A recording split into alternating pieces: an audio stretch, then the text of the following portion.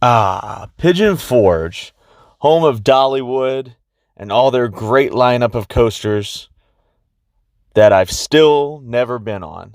Although I went to Pigeon Forge, I went with family and my fiance to look for wedding venues, and she didn't want to go to Pigeon Forge, so guess what? I didn't either, or she didn't want to go to Dollywood. But I did get the chance to ride an Alpine coaster for the first time ever, finally, and I rode the Smokey Mountain Alpine Coaster, which was interesting. So, first of all, with a coupon, it was $16 to ride. Now, it's $16 per person. You can ride two people in one car. It doesn't matter. It's still the same price per person. I was the only person there at the time. It was the day after Labor Day, so most of the people had gone home, and I'm glad, and I'll tell you why in a minute. So it is a really pretty ride. I didn't get to take a video because they have, pretty strict policies actually about the phones, which I was kind of surprised about, especially because it doesn't actually move that fast. So this is someone else's footage. But, so you go up this mountain, and it is a beautiful, relaxing view. And I got it it was almost dark because the clouds were out, it was about to rain. And they do operate in the rain, snow, sun, doesn't matter.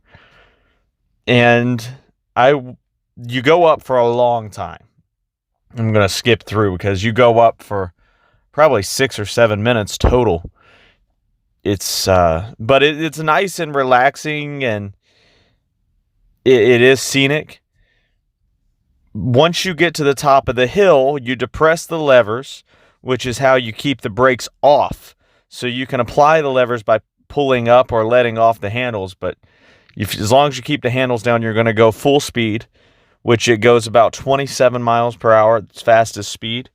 And it's built as the oldest coaster in the Smoky Mountains, or oldest Alpine coaster in the Smoky Mountains.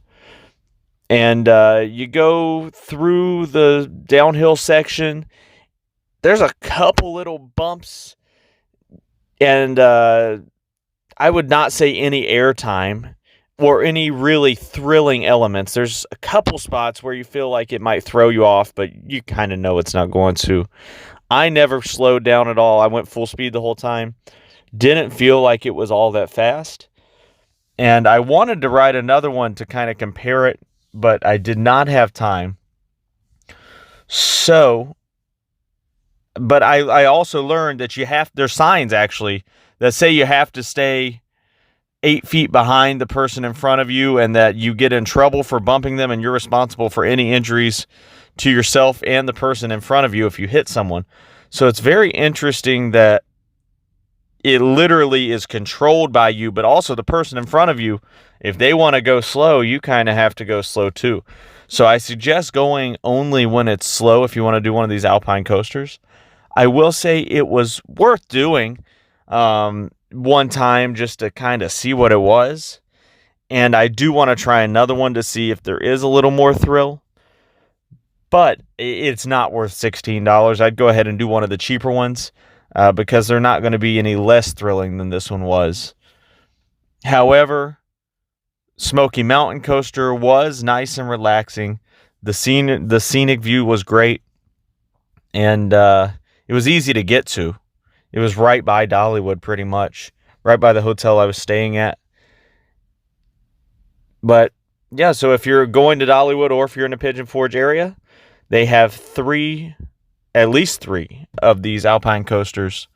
And I had no clue what to expect. So thought I'd fill you in. Thanks for watching Corbin's Coasters and More.